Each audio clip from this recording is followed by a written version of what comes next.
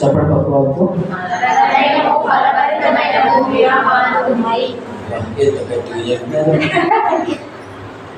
మీరేదో చేసినట్టు నాకు అర్థం.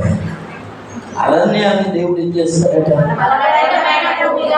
చేస్తాడు. హల్లెలూయా. నేను గత వారంలో నేను జ్ఞాపకం చేశాను, అరణ్యము ఫలభరితమైన భూమిగా మార్చేస్తాడు ఆయన. హల్లెలూయా. గత పోయిన నెల, ఒక నెల కంటే ముందు చూస్తే లోకంలో ఉన్న పరిస్థితులు అంతా ఎలాంటి అంటే, అమ్మో ఈ సంవత్సరం భయంకరమైన ఎండలు, ఈ వేడికి తట్టుకోలేవు. ఎక్కడికి వెళ్ళినా ప్రభునందు ప్రియులారా భయంకరమైన వేడి. ఎక్కడికి వెళ్ళినా ఎలా ఉందో తెలుసా? భూమి అంతా కూడా విశాలంగా ఉంది. ఎడారి నుండి ఎక్కడ చూసినా అన్ని ఎండిపోయిన చెట్లు, నీడ లేదు. వింటున్నారు? ఇంకేముంది? ఎండ ఉండే నిలబడదామన్న చోటు లేదు. వింటున్నారా? ఎందుకు ఈ మాట నేను జ్ఞాపకం చేస్తున్నానంటే, అరణ్యముగా ఉన్న భూమిని దేవుడు ఏం చేస్తాడు తెలుసా? ఎప్పుడైతే కాలం మారిందో, హల్లెలూయా, దేవుని సమయం వచ్చిందో, వింటున్నారా, దేవుని కృప వచ్చిందో, అప్పుడేం జరిగింది తెలుసా? వర్షాకాలం రాగానే, ఒక చినుకు పడగానే ఎడారిగా ఉన్న భూమి ఏమైందో తెలుసా? ఫలభరితమైన భూమిగా మారింది. హల్లెలూయా.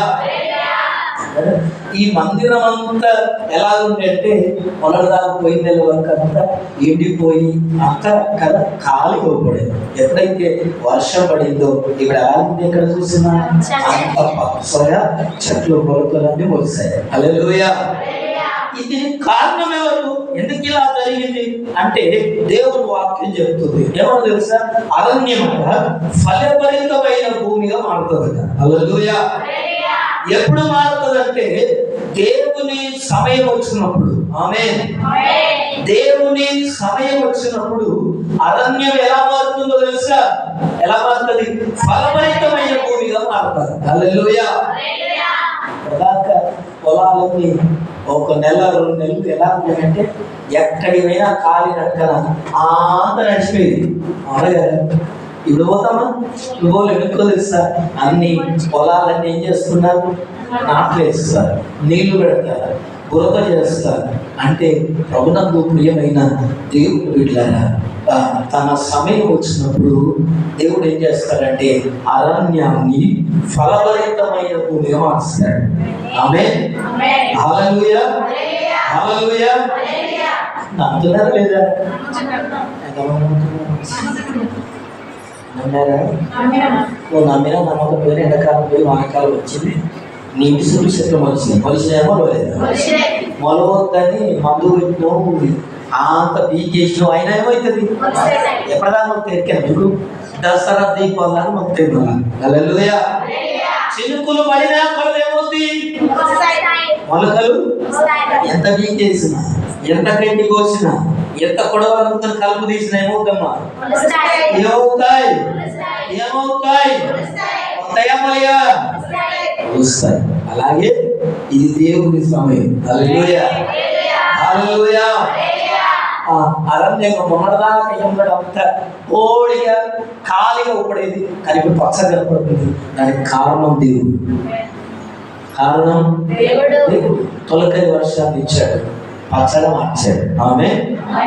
అలాగనే అరణ్యము ఫలభరితంగా ఎలా మారుతుందో, మన జీవితాలు కూడా ఫలభరితముగా మార్చగలిగిన వాడు.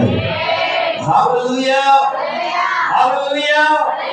యెషయా గ్రంథం 32వ అధ్యాయం 13 నుంచి 15 వచనాలు మనం చదువుకుందాం ఉదయకాలం. 32వ అధ్యాయం యెషయా గ్రంథం 32వ అధ్యాయం 13 నుంచి 15 వచనాలు. ఆనందపురములోని ఆనంద గృహములన్నిటిలో ముండ్ల కుప్పలను వరుణకసి చెట్లను పెరుగును. పైనుండి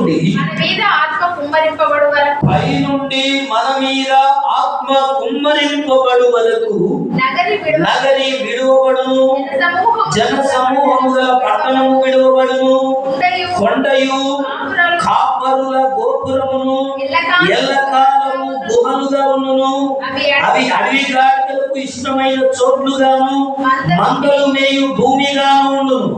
అరణ్యము ఫలభరితమైన భూమిగాను, ఫలభరితమైన భూమి వృక్ష వనముగాను ఉండును. హల్లెలూయా.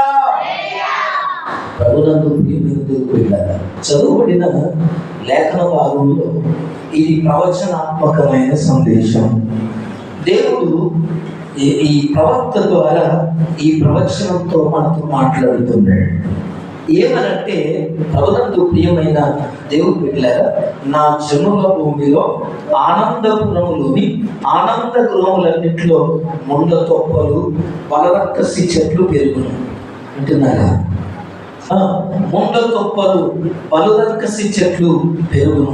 అయితే పైనుండి మన మీద ఆత్మ కుమ్మరింపబడు వరకు నగరి విడువబడతారు, జన సమూహం గల పట్టణం విడువబడును, కొండయు కాపరుల గోపురము ఎల్లకాలం ఎలా ఉంటాయంటే గుహలుగానే ఉంటాయి.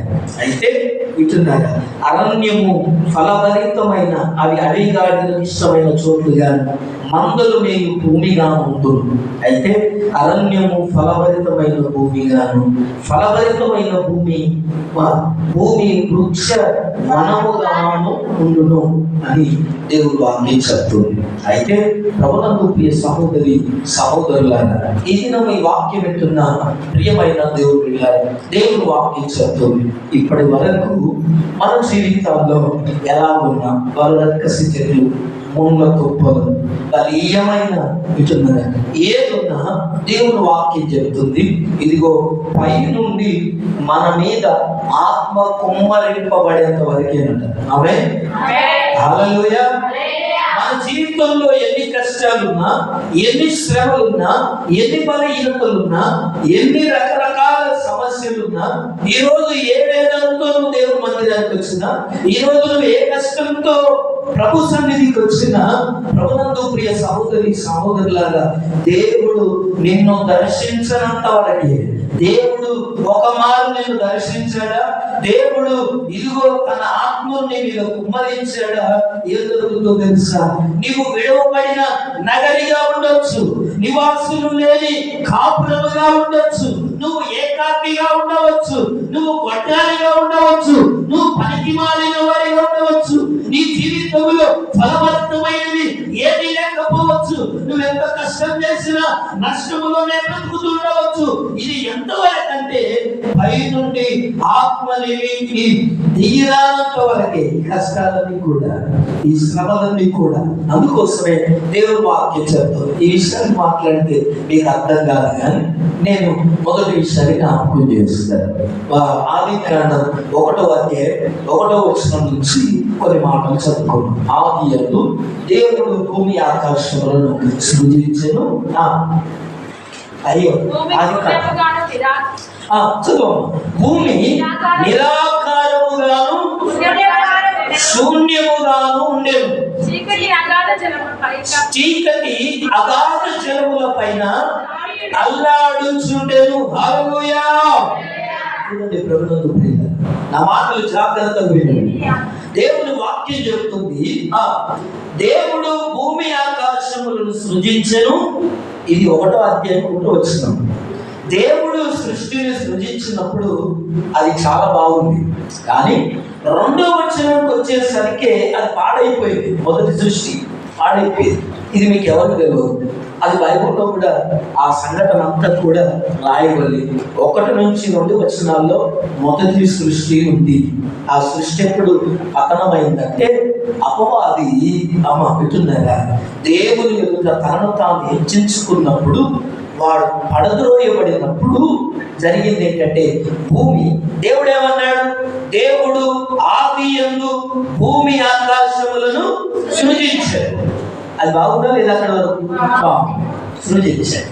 మరి ఇంతలోనే భూమి మీద చీకటి నిరాకారముగాను శూన్యముగాను ఉండేనని 2వ మాటలో రాయబడింది. దేవుడు సృజించిన దాంట్లో నిరాకారం ఎక్కడి నుంచి వచ్చింది? దేవుడు సృజించిన దాంట్లో చీకటి ఎక్కడి నుంచి వచ్చేది? మనం ఆలోచన చేయాలి. అందుకే 1వ వచనం నుంచి 2వ వచనంలో మొదటి సృష్టి పతనం అయిపోయింది. హల్లెలూయా, హల్లెలూయా. అది ఎవరు పాటు చేశారంటే అపవాది అయిన లూసిఫర్. అతడు ఎక్కడ దేవుని ఎదుట మహోన్నతుని ఎదుట తనను తాను దేవుని కంటే ఎక్కువగా హెచ్చించుకున్నాడు కనుక ఆ అపవాది పడద్రోయబడినప్పుడు ఏం జరిగిందో తెలుసా? అతడు పాతాళ బిలములోనికి అగాధంలోనికి భూమి మీద పడవేసబడినప్పుడు అక్కడ ఏం జరిగిందంటే భూమిని నిరాకారంగా మార్చేశాడు. హల్లెలూయా. శూన్యముగా మార్చేశాడు. అప్పుడు చీకటి ఏమవుతుందట? జలముల మీద అల్లాడుచున్నది. చూడండి, భూమి మీద మొత్తం ఏమున్నదట? చీకటి ఉన్నది, నిరాకారం ఉన్నది, శూన్యం ఉన్నది. అంటే ఏమాత్రం ఉపయోగపడకుండా, ఏమాత్రం ప్రయోజనకరం కాకుండా, ఏమాత్రము నివాస యోగ్యము కాకుండా ఏమున్నది? నిరాకారం. భూమి నిరాకారంగాను శూన్యముగాను దేనికి పనికిరాప్పుడే చూశాడు. ఎవరిని? భూమిని. అందుకే ఇప్పుడు భూమి మీద ఏమున్నదట అంటే చీకటి ఉన్నది. రెండవ వచనంలో వింటున్నారా? దేవుడు సృష్టించిన సృష్టి వేరు, అపవాది సృష్టిని పతనం చేశాడు కనుక ఏమైంది? శూన్యమైపోయింది, నిరాకారం అయిపోయింది. చీకటి ఆ జలముల మీద అల్లాడుచున్న సృష్టిని. అయితే దేవుడు ఏం చేస్తున్నాడా? చదవండి. చీకటి అగాధ జలముల పైన కమ్మి ఉండెను. దేవుని ఆత్మ జలములపై. చూడండి, ఎక్కడైతే చీకటి కమ్మి ఉన్నదో, నిరాకారంగా ఉన్నదో, ఎక్కడైతే ఎలా ఉన్నదో శూన్యంగా ఉన్నదో అక్కడ దేవుని ఆత్మ అల్లాడుచుండెను. హల్లెలూయా, హల్లెలూయా, ప్రైజ్ ది లార్డ్. చీకటి మీద దేవుని ఆత్మ అల్లాడుచున్నది, శూన్యము పైన దేవుని ఆత్మ అల్లాడుచున్నది, ఇంకా నిరాకారము పైన దేవుని ఆత్మ అల్లాడుచున్నది. దేవుని ఆత్మ ఎందుకు అల్లాడుచున్నది తెలుసా? ఈ నిరుపయోగముగా, ఇది పనికిరానిదిగా ఉన్న భూమిని, శూన్యమును, నిరాకారమును దేవుడు ఏం చేస్తున్నాడో తెలుసా?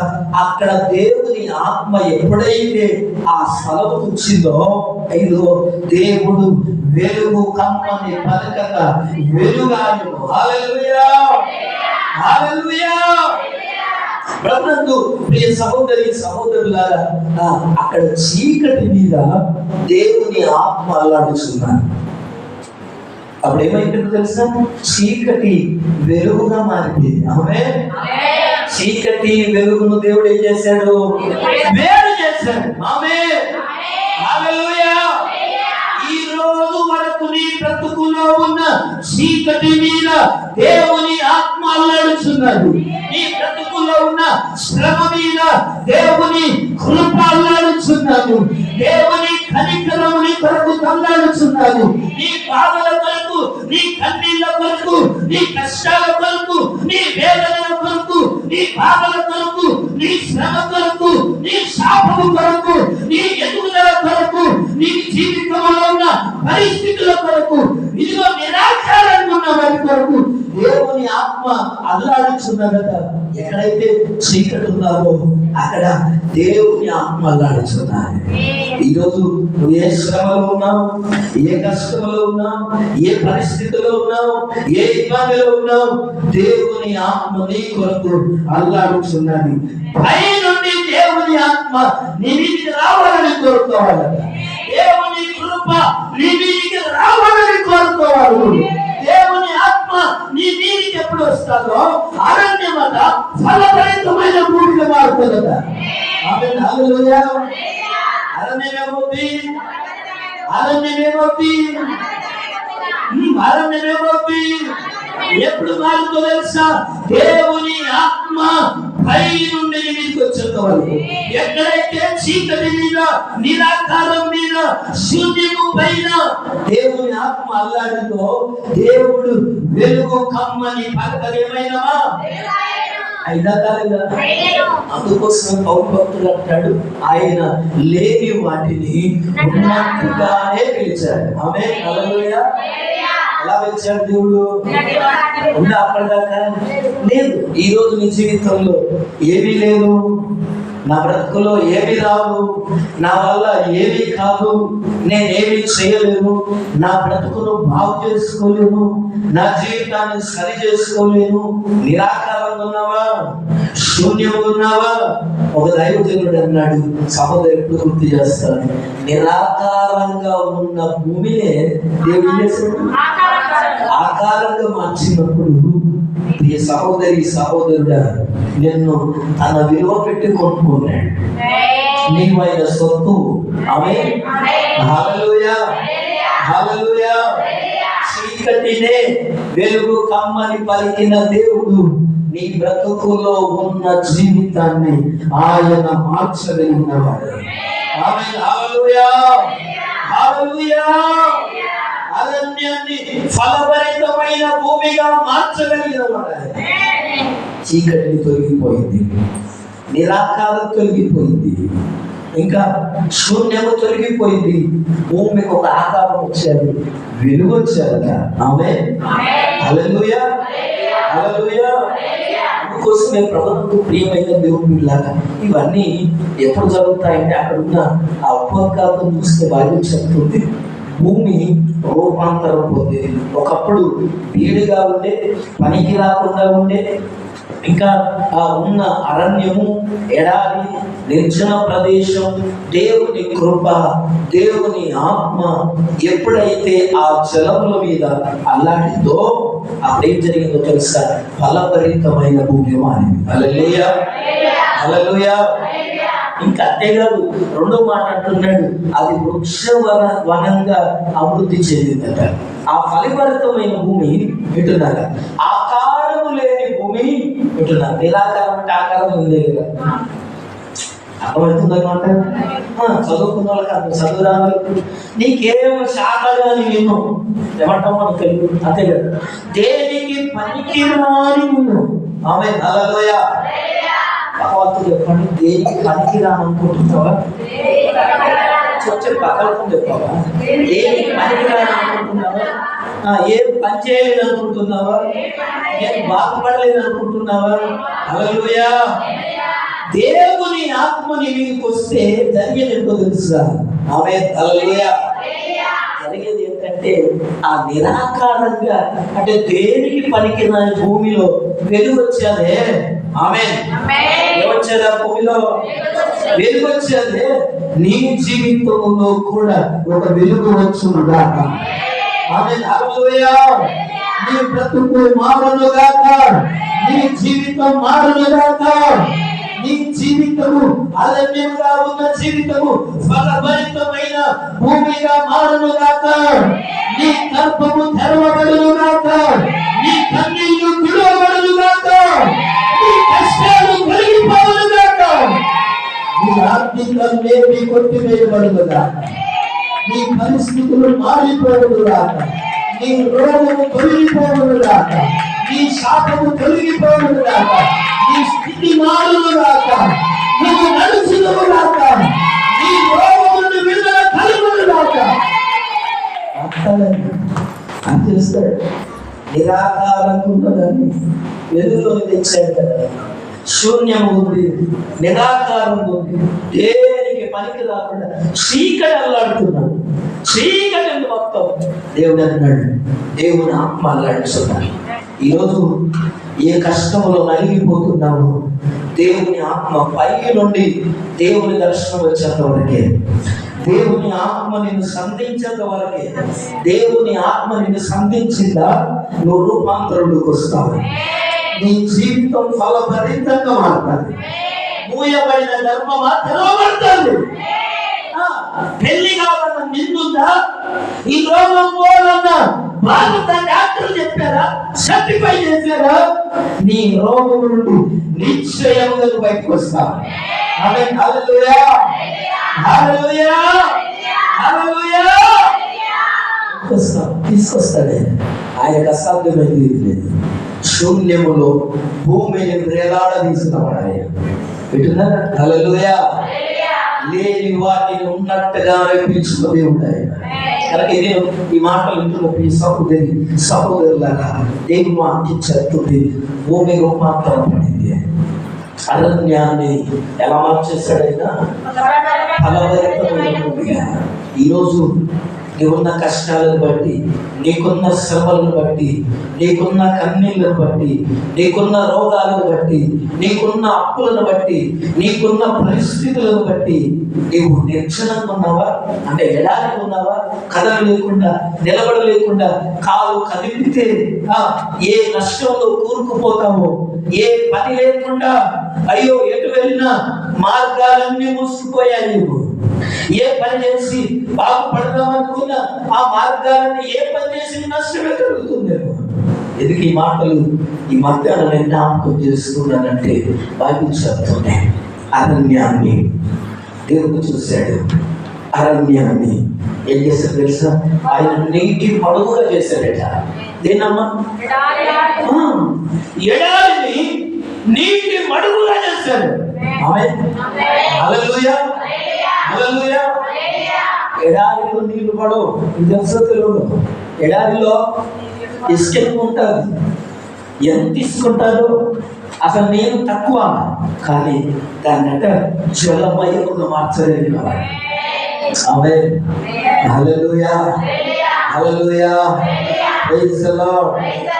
ఈ మాటలు వింటున్న ప్రియ సహోదరి, ప్రియ సహోదరులారా, అయితే మొట్టమొదట ఆయన ఇలా ఉన్న పరిస్థితులని అడవి ఘాటులకు ఇష్టమైన చోటుగా, మందలు పోయి భూమిగా, ఏది పడితే అదే తినేటట్లుగా, ఎక్కడ పడితే అట్లా బతికేటట్లుగా, ఏ జీవితాన్ని బట్టి ఆ జీవితానికి అలవాటైన మనల్ని చూసే దేవుడు మాట్లాడుతున్నాడు.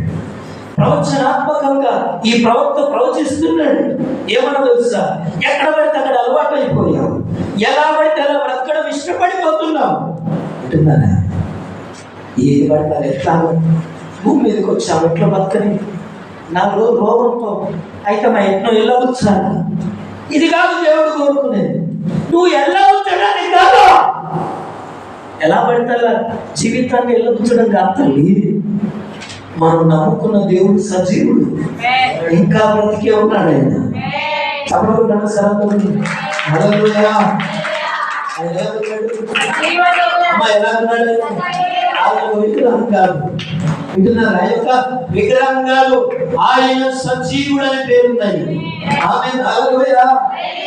ఆయన సజీవుడు కనుక మనలందరినీ ఆయన సజీవులుగానే వస్తాడు.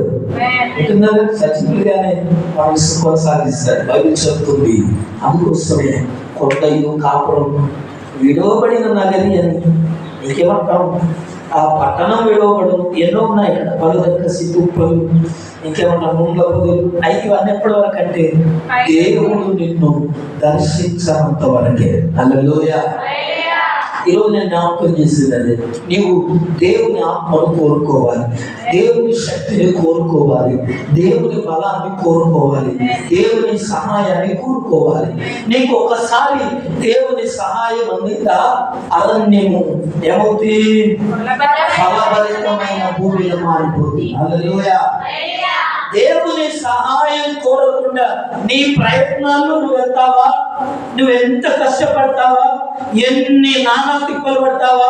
అరణ్యంగానే ఉంటారు, బీడు భూమిగానే ఉంటారు. అది ఫలం కనిపించదు, అభివృద్ధి కనిపించదు, ఆ ఆధ్యాత్మికత ఉండదు. అమ్మా, అందుకోసమే జ్ఞాపకం చేస్తున్నాను.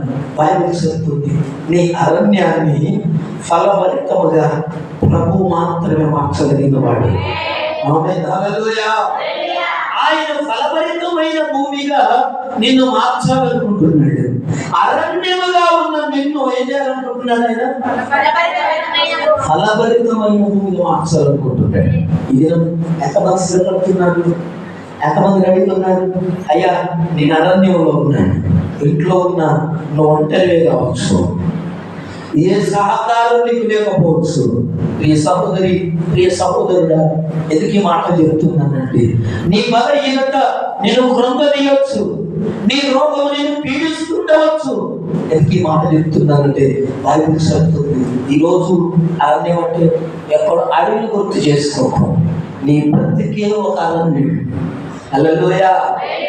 నీ బ్రతికే ఒక అరణ్యం, నీ బ్రతికే ఒక ఎడారి. నీకే సహాయం లేదు, ఏ బాధకు ప్రభునందు ప్రియులారా నిన్ను అర్థం చేసుకునే వాళ్ళు లేరు, నీ కష్టాలు చూసేవాళ్ళు లేరు, నీ పరిస్థితిని చూసేవాళ్ళు లేరు. ప్రభునందు ప్రియమైన దేవుని బిడ్డలారా ఎందుకు మాట చెప్తున్నానంటే బైబిల్ చదువుతుంది, దేవుడు వాక్యం చదువుతుంది. ఆయన అరణ్యాన్ని చూసి వింటున్నారా, నిరాకారంగా ఉన్న భూమిని చూశాడు, శూన్యముగా ఉన్న భూమిని చూశాడు, చీకటిగా ఉన్న భూమిని చూశాడు. దేవుని ఆత్మ అక్కడ అల్లాడుచున్నదట. ఆమేన్. దేవుని ఆత్మ అక్కడ ఏం చేయబడుతుందమ్మా? అల్లాడుచున్నది.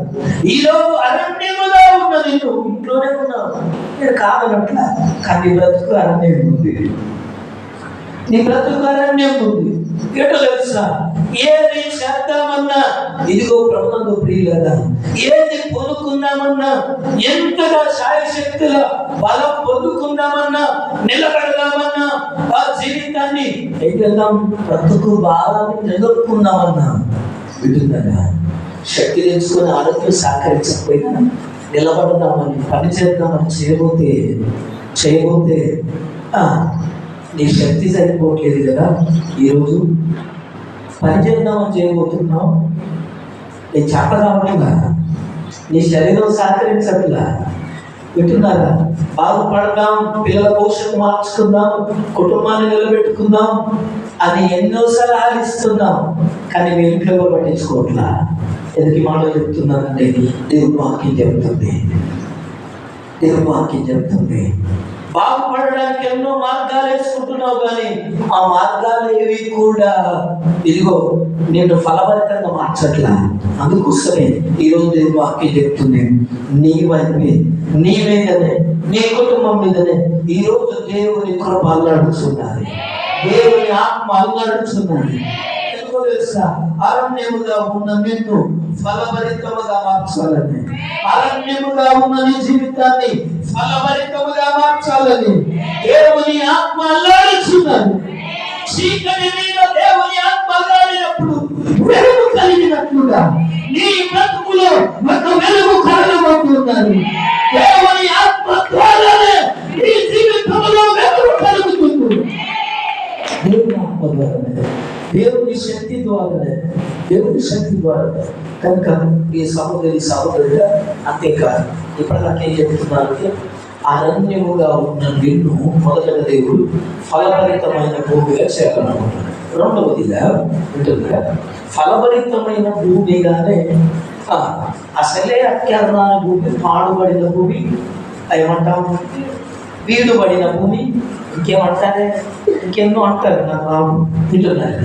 ఈ భూమిని దేవుడు ఏమనుకుంటున్నాడు, ఫలభరితంగా మారాలని అనుకుంటున్నాడు. అయితే అంతేకాదు, ఫలభరితముగా మారిన భూమిని ఇంకేం చేస్తున్నాడు తెలుసా, వృక్ష వనముగా మారాలి. అభివృద్ధిలోనికి రావాలనుకుంటున్నాడు. నువ్వు ఒక్కడిగా ఉండడం, నాకు నేనుగా, అదే చెప్తున్నాడు. అభివృద్ధిలోనికి రావడం అంటే ప్రభునందు సహోదరుగా ఫలభరితమైన భూమిగా నువ్వు మారిన తర్వాత నువ్వు ఒంటరిగా ఉండకుండా నీ ప్రక్కన ఏం చేస్తున్నా తెలుసా, వృక్షవనముగా నీలాంటి నీతి కలిగిన వ్యక్తులను నిలబెట్టాలనుకుంటున్నాను. నీలాంటి భక్తి కలిగిన వారిని నీ కొరకు ఇదిగో ఆయన తయారు చేయాలనుకుంటున్నాడు. నీవు నీతిమంతులు అయితే నీతి ఫలాలు నీ జీవితంలో వస్తాయి. ఆమేన్, హల్లెలూయా. వృక్షవనంగా ఉండాలని కోరుకుంటున్నాడు. ఎలా ఉండాలి? అరణ్యాన్ని, పాడుబడిన భూమిని ఫలభరితముగా మార్చి దానిని ఏం చేయాలనుకుంటున్నాడు, వృక్షవనముగా చేయాలనుకుంటున్నాడు. ఇవన్నీ ఎప్పుడు సాధ్యమవుతాయి అంటే ప్రభునందు ప్రియమైన దేవుని బిడ్డలారా, ఎలా జరుగుతాయి కనుక ఇదంతా జరుగుతుంది అంటారు. ఆత్మ కుమ్మరింపబడినప్పుడు మాత్రమే మనం రూపాంతరపరచబడతాం, వృక్షవనముగా మనం అభివృద్ధి కాగలుగుతాం. ఆత్మ నింపబడడం అంటే ఏంటంటే ప్రభునందు ప్రియులారా, కరువు సమయంలో భూమి భూమి అంతా ఎండిపోయి అది ప్రతి విధమైన చెట్టు కూడా నశించిపోయినట్లుగా అదే భూమి మీద, ఏ భూమి? మోడుగా ఎడారిగా అరణ్యముగా ఉన్న భూమి మీద వర్షం పడినప్పుడు ఎలాగైతే మొలకలు వస్తాయో, అరణ్యమంతా పచ్చగా మారుతుందో, మోడుగా ఉన్న నీ మీద దేవుని హస్తము, దేవుని ఇదిగో ఆ ఆత్మ వర్షం నీ మీద నింపబడినప్పుడు నీవు ఫలభరితమైన భూమిగా మారడమే కాకుండా వృక్ష వనముగా నువ్వు అభివృద్ధి పొందుతావు. హల్లెలూయా. దేవుని ఆత్మ ఎప్పుడు కుమ్మరించబడతాం అంటే మనం ఎప్పుడు పొందుకుంటాం. ఇంకేమంటాం?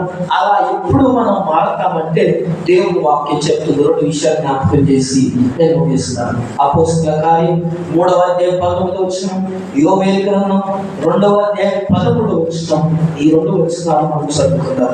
అపోస్తలుల కార్యం 3వ అధ్యాయం 19వ వచనం. ప్రభు సముఖము నుండి విశ్రాంతి కాలంలో వచ్చిన. ఎక్కడి నుంచి అమ్మా? ప్రభు సముఖము. ఎక్కడి నుంచి? ప్రభు సముఖం నుండి రావాలి అంటే దేవుని యొక్క నుండి రావాలా. ఆమేన్. హల్లెలూయా. ప్రభు సమూహము నుండి విశ్రాంతి కాలములు వచ్చినట్లును మీ కొరకు నియమించిన క్రీస్తు యేసును ఆయన పంపునట్లును మీరు పాపములు తుడిచివేయబడిన నిమిత్తమును మారు మనస్సు పొంది దేవుని వైపు తిరగాల. హల్లెలూయా. ఏమొచ్చినట్లేదట? ప్రభు సమూహము నుండి విశ్రాంతి కాలములు వచ్చినట్లుగా యేసు ప్రభు ద్వారా మన జీవితాల్లో మనం ఫలభరితముగా మారినట్లుగా మన పాపములను ఒప్పుకొని మన పాపములను విడిచిపెట్టి మారు మనసు పొంది ప్రభు వైపు తిరగగలిగితే మనం ఫలభరితమైన భూమిగా మార్చబడతాం. ఆమేన్. హల్లెలూయా. హల్లెలూయా. దేవుడు ఉద్దేశిస్తున్నాడు అరణ్యాన్ని ఫలభరితమైన భూమిగా మార్చాలని. ఆమేన్. అయితే ఇది ఫలభరితమైన భూమిగా మారాలంటే ఏం చేయాలంట? ప్రభు సమూహము నుండి ఇంకా ఆ విశ్రాంతి కాలములు వచ్చినట్లుగా అంటే నీ జీవితంలో మంచి రోజులు రావాలి, అభివృద్ధి కలిగిన రోజులు రావాలి, నువ్వు మంచి దినములను చూడగోరాలంటే ఏం చేయాలట? ప్రభువును బట్టి, ప్రభు నామాన్ని బట్టి నీవు నీ పాపములన్నిటిని ప్రభు ఎదుట ఒప్పుకొని వాటిని విడిచిపెట్టి మారు మనస్సు పొంది ఆయన వైపు తిరిగితే దేవుడు అన్న ప్రవచనం నెరవేరుతాడు. ఏ ప్రవచనం? అరణ్యము ఫలభరితమైన భూమిగా మారును. హల్లెలూయా. అంతేకాదు ఇంకేమన్నాడు? అది వృక్షవనముగా, ఫలభరితమైన భూమిని వృక్షవనముగా చేస్తాడట. హల్లెలూయా. ఇలా జరగాలంటే మన దేవుని వైపు తిరగాల, దేవుని ఆశ్రయించాలి. ప్రభువా నా జీవితాన్ని నువ్వే మారవాలా. ఎంతమంది చెప్తున్నారు ఇలా? ఎంతమంది చెప్తున్నారు? నా బ్రతుకును నువ్వే మార్చాలి ప్రభువా, నా జీవితాన్ని నువ్వే మార్చాలి, నా కీడును తొలగించాలి, నా అవమానాన్ని తొలగించాలి, నా నిందను తొలగించాలి. ప్రార్థన చేస్తున్నారా? చెయ్యాలి. ప్రార్థన చేయాలి. ప్రార్థన చేయాలి. ఇంకేమంటున్నాడంటే యోవేలు ప్రవక్త గ్రంథం 2వ అధ్యాయం 11వ వచనం. నీ దేవుడైన యెహోవా కరుణావాత్సల్యములు గలవాడును శాంతమూర్తియు అత్యంత కృప కలిగిన వాడనై ఉండి తాను చేయనుద్దేశించిన కీడును చేయక పశ్చాత్తాపపడును గనుక నీ వస్త్రములను కాక నీ హృదయములను చింపుకొని హల్లెలూయా. ఆయన కరుణవాత్సల్యములు గలవాడు, శాంతమూర్తి, అత్యంత కృప కలిగిన వాడు. అంటే ఈ అరణ్యం అనే భూమి అయ్యా అన్నావు కదా, అరణ్యము భూమి ఏమన్నాను, ఫలభరితమైన భూమిగా దేవుడు మారుస్తున్నాడని ప్రవచనం చెప్పావు కదా. మారాలంటే ఏం చేయాలంటే దేవుడు వాక్యం చెప్తుంది వింటున్నారా, ఏం చేయాలి, మన పాపములను మనం ఒప్పుకోవాలి, మన పాపములను మనం విడిచిపెట్టాలి, మారు మనస్సు పొందాలి, దేవుని వైపు తిరగాలి. ఎందుకు తిరగాలంటే దేవుడు కరుణ వాత్సల్యములు కలిగిన వాడు. ఆమేన్. ఇంకా శాంతమూర్తి ఇంకేమంటున్నాడు, అత్యంత కృప కలిగిన వాడు కనుక తాను ఉద్దేశించిన కీడును చేయకుండా ఏం చేస్తాడట, ఆయన ఇదిగో మాని పశ్చాత్తాపడు. ఏం చేస్తాడు, ఆయన పశ్చాత్తాపడాలి. మన బ్రతుకును అరణ్యములా ఉన్న బ్రతుకును, మోడుగా ఉన్న బ్రతుకును, పెళ్లి కాని బ్రతుకును, పిల్లలు లేని బ్రతుకును, ఆర్థిక ఇబ్బందులతో ఉన్న బ్రతుకును, రోగాలతో ఉన్న బ్రతుకును, కలుగులో ఉన్న బ్రతుకును, రోగాలతో ఉన్న బ్రతుకును, ఇంకేమంటాం, అప్పుల్లో ఉన్న బ్రతుకును, షాపులో ఉన్న బ్రతుకును ఆయన ఏ ఫలభరితమైన భూమిగా మార్చాలంటే మన పాపముల కొరకట మనం ఏం చేయాలి తెలుసా, వస్త్రాలను చెప్పుకోవడం కాదు కానీ హృదయాలను చెప్పుకోవాలి. హల్లెలూయా. ఏం చెప్పుకోవాలమ్మా, అన్నకు పిల్లలు ఎప్పుడయ్యారో తెలుసా, ఎప్పుడయ్యారంటారా, ఒక్క మాటలు చెప్పాలి, సంవత్సరం వచ్చింది. అదే చెప్తా ఎప్పటికీ కేవలం సంవత్సరం వచ్చి మోకరించింది, ఏడ్చింది, తూడ్చింది, పోయింది. లాభం ఏమన్నా వచ్చిందా, మరి లాభం ఎప్పుడు వచ్చింది తెలుసా, ఈయన అన్నాడు, ఓ దిక్కుమాలిందానా పనికి మాలిందానా పొద్దుగా ఏం చెప్తాను, గీకి వచ్చి గిట్ల కూర్చున్నావు తాగొచ్చినావు అంటే అప్పుడు దేశం వచ్చేమన్నా తెలుసా, అయ్యా నేను పనికి మాలిందానికి నన్ను ఎంచొద్దు, దిక్కు మాలిందానికి నన్ను ఎంచొద్దు, నేను దేవుని సన్నిధిలో నా హృదయములో ఉన్న బాధను ఏం చేస్తాను. హల్లెలూయా. మరి ఇన్ని రోజులు ఏం చేసినట్టు, ఏం చేసింది, వచ్చిందిగా ప్రతి ఏటా రాయబడింది, శ్రీలోహులో ఉన్న దేవుని మందిరానికి వచ్చిందట. ఎందుకు వచ్చింది అర్థమవుతుందా, హృదయాన్ని ఎప్పుడైతే చెప్పుకుందో ఫలభరితంగా మారిపోయింది. హల్లెలూయా.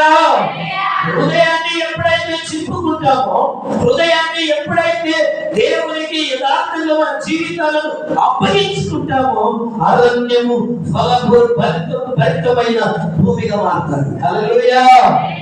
హల్లెలూయా. హల్లెలూయా. రోగం మన దేహాన్ని విడిచిపెడతారు, పాపము మన జీవితాన్ని విడిచిపెడతారు, ఇదిగో కష్టాలు మన కుటుంబాన్ని విడిచిపెడతారు.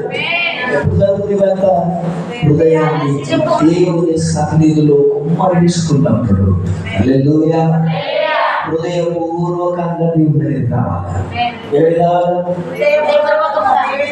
దేవుని మందిరానికి ఎట్లా రావాలా, హృదయపూర్వకంగా వచ్చినప్పుడే పని అయింది.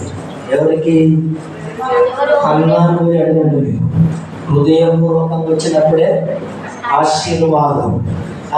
పండని కడుపు పండింది. హల్లెలూయా. ఒడ్రాలన్న కడుపు ఏమైందమ్మా, విత్తనమైంది. హల్లెలూయా. హల్లెలూయా.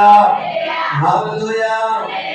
హృదయం కుమ్మరింపబడకపోతే, వింటున్నారా, దేవుని ఆత్మ నీ మీద అల్లడకపోతే నువ్వు ఏ మాత్రం ఫలించలేవు, అభివృద్ధిలోకి రాలేవు.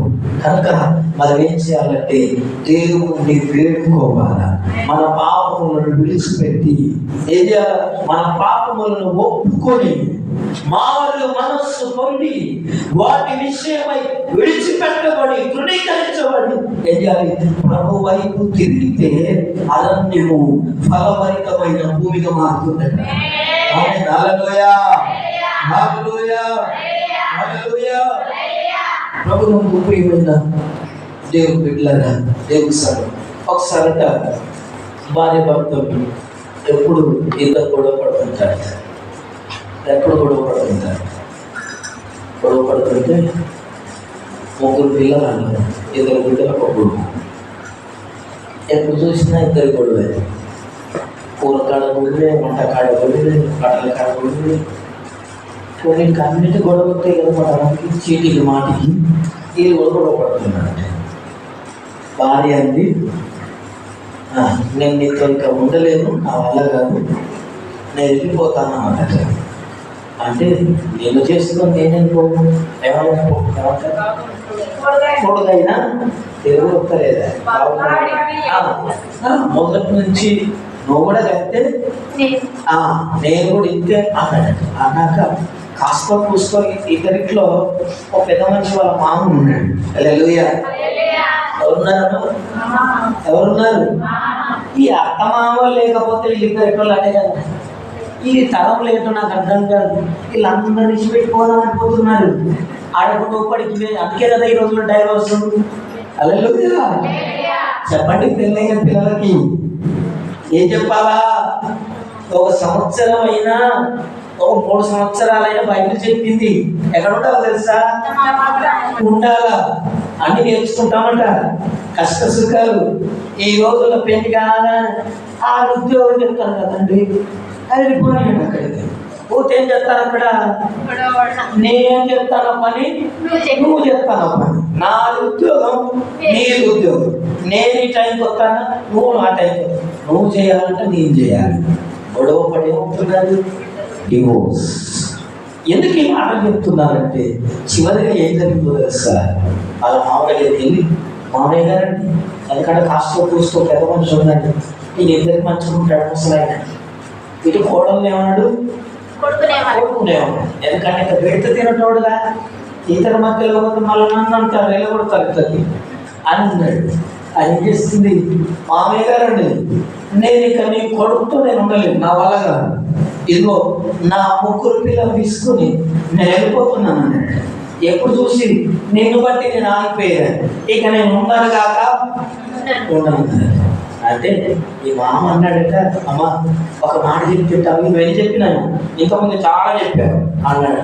నేను నిన్ననే పేపర్లో చూశానమ్మా, ఏంటో తెలుసా? ఇదిగో భార్య భర్తలకు గొడవ అయితేనట, ఇదిగో ఒక టానిక్ వచ్చిందటమ్మా అని చెప్పాడట. ఏమొచ్చేది? ఏంటమ్మా? టానిక్ వచ్చేది, ఇది వాడితే బాగా పనిచేస్తుందట అనగానే ఇవకి ఎందుకో సర్లే ఆడికి నేను చెప్తాను. మా మామ చెప్తుంటే ఈ మధ్యలో కొత్తగా పేపర్లు వచ్చింది, టానిక్ తాగితే భార్య భర్తల గొడవలు కావటని చెప్పి ఈ మాట ఆగిపోయి, సర్లే మా మామయ్య చెప్తారు ఏ టానిక్ మామయ్య అంటే, ఏవో పేపర్లు వచ్చిందమ్మ చూడమని చెప్పి ఆ పేపర్లో చూపెట్టాడు, టానిక్ చూపెట్టాడు. అయితే ఆర్డర్ పెట్టాడు మామయ్య. అంత కోడలు ఇద్దరు ఆర్డర్ పెట్టుకున్నాడు. మామ కోడలు వేసి వచ్చిన తర్వాత ఇది ఎట్లా వాడాలి మామయ్య అంటే, వచ్చిన తర్వాత చెప్పాడు మామయ్య, అమ్మ ఇది రోజు పోతుందా అవుతుందంటే మీకు తెలుసా? ఇది తెలుసా? తెలియలేదా? మరి అప్పుడప్పుడు బతకరావాలి. నేను ఏం చేయాలి? మీకు వాక్యం కంటిన్యూగా బాగా ఎక్కుతాయి కదా. ఈ టానిక్ ఇచ్చి పొద్దున సాయంత్రం తాగాలన్నాడు. ఎన్ని తాగాలి? తిట్టాడుగా టానిక్ అంటే 5 ml 8 ml అని చెప్తారు కదా అని చెప్పి 2 కప్పులు నోట్లో పోసుకొని మెంగొద్దు కూర్చోద్దని చెప్పాడు. ఏం చేద్దామా? అయ్యో చెప్పరే, మీకు ఇది ఉందా టానిక? మరి అందుకే చెప్తున్నానుగా. ఏం చెప్తున్నాడు? మెంగొద్దు ఉంచొద్దు అన్నాడు. ఎట్లా మామ ఎంతసేపు ఉంచుకోవాలంటే 4 గంటలు ఉంచుకోవాలన్నాడు. ఎన్ని గంటలు? 4 గంటలు ఉంచుకోవాలన్నాడు. పొద్దున తాగాలి, సాయంత్రం తాగాలి. అయితే ఈ ఆ సాయంత్రం ఆ టానిక ఓపెన్ చేసే తాగాలి, నోట్లోనే ఉంచుకోవాలి. ఉమ్మేయద్దు, మింగొద్దు. 4 గంటలు ఉంచుకున్నాడు. భర్త ఆఫీస్కి పోయి ఇచ్చాడు. వచ్చిన తర్వాత ఇల్లంతా సైలెంట్.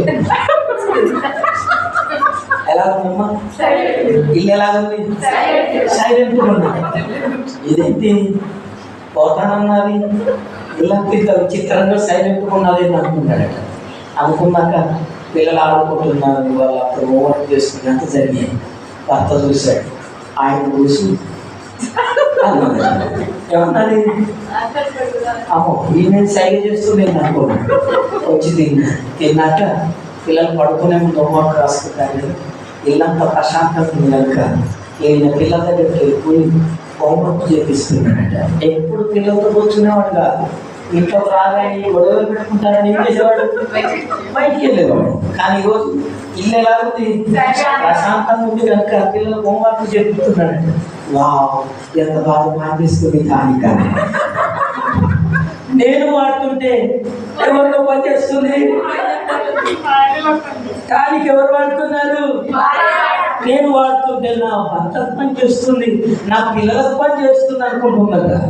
అనుకుని ప్రభువుకు ప్రియమైన దేవుని బిడ్డలారా, రోజు పిల్లలతో హాయిగా నా భర్త వచ్చి ఈమె పొద్దున సాయంత్రం ఈ టానికి రాదు, ఇట్లా 4 రోజులు అయిపోయింది, 6 రోజులు అయిపోయింది. తింటప్పుడల్లా పడుకుంటప్పుడల్లా సైలెంట్గా ఉంటే ఇల్లంతా ప్రశాంతంగా ఉండదు.